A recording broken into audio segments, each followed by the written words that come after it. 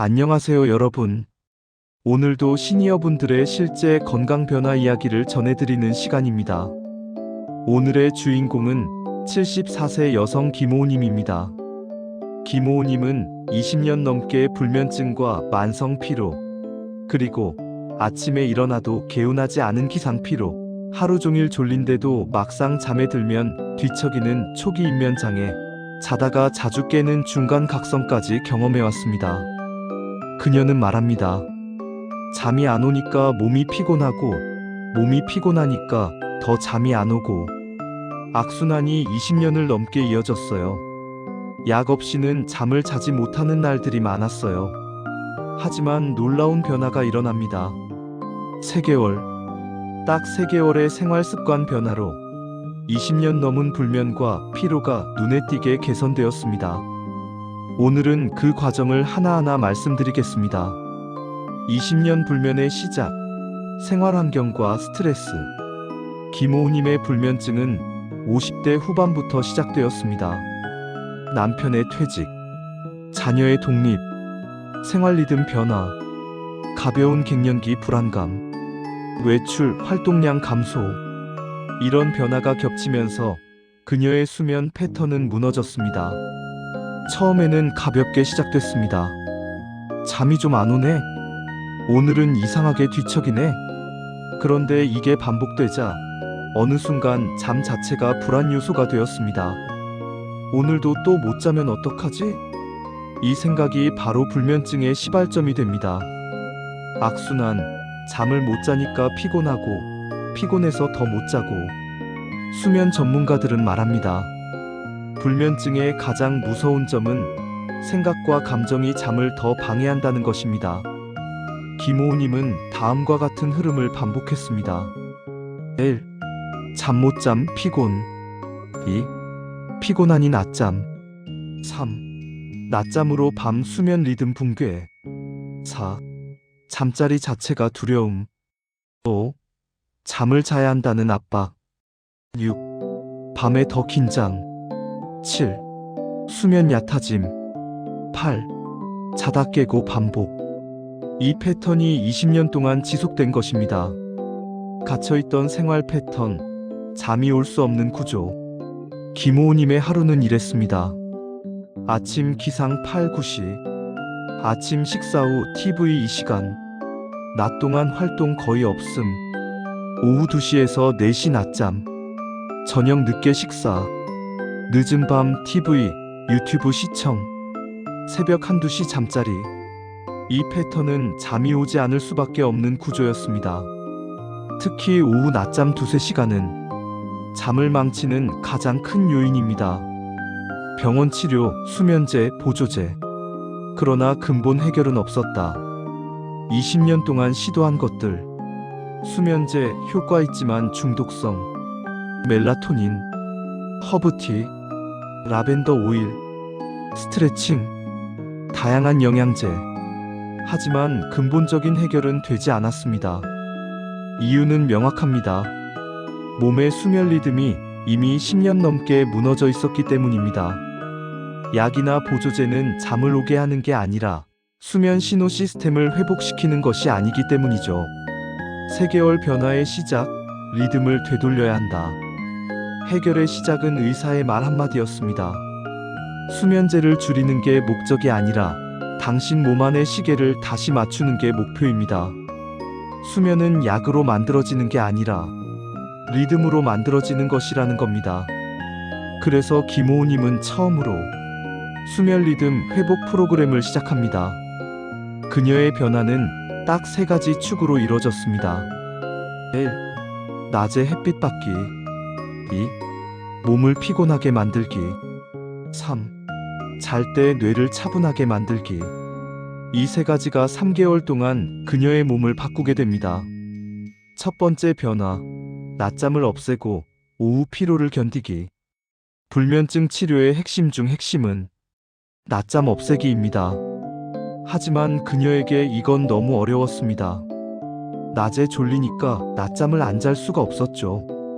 하지만 낮잠을 자면 밤에 또 못 자고 무한 반복이었어요. 그래서 그녀는 첫 2주 동안 낮잠 줄이기 훈련을 했습니다. 1주차 2시간에서 30분, 2주차 30분에서 0분, 3주차 이후 완전 금지. 처음엔 정말 힘들었습니다. 하지만 낮잠을 완전히 없앤 뒤 밤에 졸림 신호가 다시 생겼습니다. 이게 시작이었습니다. 두 번째 변화, 아침 햇빛으로 생체 시계 리셋. 수면 전문의가 강조한 방법. 불면증은 밤에 치료하는 게 아니라 아침에 치료합니다. 김호우님은 매일 아침 30분 햇빛 산책을 시작했습니다. 아침 7시, 8시 사이 밖으로 나가서 걷기. 눈에 들어오는 햇빛이 멜라토닌 리셋. 몸의 생체 시계가 지금이 아침이구나 깨닫는 과정. 이 과정을 2주 반복하자 변화가 나타났습니다. 밤 11시경 자연스러운 졸음. 중간에 깨는 횟수 감소. 새벽에 깨도 다시 잠든. 그녀는 말했습니다. 아침 햇빛이 이렇게 중요할 줄 몰랐어요. 햇빛 하나로 밤잠이 달라지더라고요. 세 번째 변화, 몸을 피롭게 만드는 저강도 활동. 불면증 환자의 특징은 피곤한 것 같은데 실제로는 활동량이 매우 낮다는 점입니다. 그래서 김호우님은 다음 운동을 시작합니다. 오전에 2-30분 산책, 오후에 가벼운 집안일 2-30분, 저녁 걷기 10분, 스트레칭 15분, 고관절허리 중심 근력 운동 10분. 이 활동들의 목적은 몸을 피곤하게 하는 것이 아니라 저녁 시간에 자연스러운 졸음을 만드는 것이었습니다. 네 번째 변화, 저녁 루틴 단순화 앤드 카페인 아웃. 불면증의 가장 치명적인 요소 중 하나가 늦은 시간의 자극입니다. 김호우님의 저녁 루틴은 이렇게 바뀌었습니다. 1. 오후 3시 이후 카페인 금지. 그녀의 20년 불면증을 악화시킨 주범이 바로 오후 커피였습니다. 2. 저녁 9시 이후 TV 끄기. 뇌를 흥분시키는 화면 자극 제거. 3. 조명 낮추기. 뇌는 조명만 낮춰도 잠을 준비합니다. 4. 따뜻한 물로 10분 족욕. 체온 상승. 이후 하강, 수면 유도. 5. 침실 온도 21도 유지. 이 변화만으로도 그녀는 이상하게 밤에 졸리기 시작했다고 했습니다. 다섯 번째 변화, 침실 환경 리셋. 수면의 성패는 침실에 달려 있습니다. 김호우님은 이렇게 바꿨습니다. 침실은 잠자는 공간으로만 사용. 스마트폰 TV 아웃. 침구 정리. 은은한 조명. 잡동사니 제거. 시계 안 보이게 하기. 따뜻한 이불, 시원한 방. 침실에 들어가면 마음이 차분해지고 잠을 자야겠다는 생각보다 몸이 자연스럽게 눕게 되었어요. 1개월 후 변화, 얕았던 잠이 깊어지기 시작하다. 1개월 후 나타난 변화는 이렇습니다. 30분 뒤 잠든. 밤중 각성 3회에서 1회. 깨도 다시 잠든.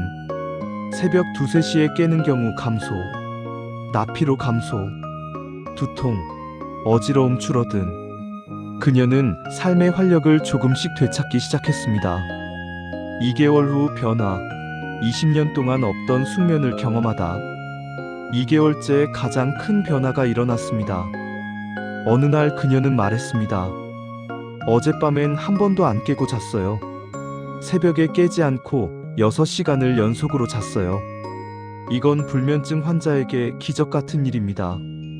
그녀는 이렇게 설명합니다. 몸이 저절로 피곤해짐. 침대에 누우면 10분, 15분 안에 잠든. 자다가 깨도 불안하지 않음. 다시 잠들기 쉬워짐. 아침 기상이 너무 편함.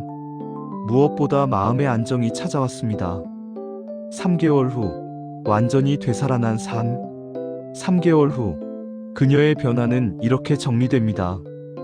잠드는 시간 한두 시간에서 10에서 20분. 밤중 각성 3에서 5회에서 0에서 1회. 총 수면 시간 3시간에서 6, 7시간. 아침 피로 80% 감소. 처진 기운 무기력감 거의 사라짐. 집중력, 기억력 향상, 걷기 속도 증가, 하루 활동량 증가, 무엇보다 수면제를 끊을 수 있었다는 점은 그녀에게 가장 큰 승리였습니다. 그녀는 말합니다. 잠을 되찾고 나니까 내 인생이 돌아왔어요. 나는 더 늦었다고 생각했는데 아니었더라고요. 핵심 메시지 5가지. 그녀는 불면증으로 고생하는 모든 분들께 5가지 메시지를 남겼습니다. 1. 낮잠을 줄여야 밤에 잔다. 2. 아침 햇빛은 최고의 치료제. 3. 밤에 잠이 안 오는 이유는 낮에 움직이지 않아서. 4. 침대는 잠만 자는 곳으로 만들어라. 5. 초기 2-3주는 힘들지만 반드시 변화가 온다. 그리고 마지막으로 이렇게 말했습니다. 나이 때문에 잠을 못 자는 게 아니라 리듬이 무너져서 못 자는 거예요. 마지막 정리, 시니어 불면 개선은 반드시 가능하다. 오늘 영상에서 보셨듯 불면증은 약이나 보조제로 해결되는 문제가 아닙니다. 낮, 밤의 리듬, 활동, 휴식의 균형, 긴장, 안정의 전환, 이 3가지가 맞춰지면 시니어도 충분히 숙면할 수 있습니다. 오늘도 여러분이 편안한 밤을 보내시길 바랍니다. 건강한 잠 다시 되찾을 수 있습니다.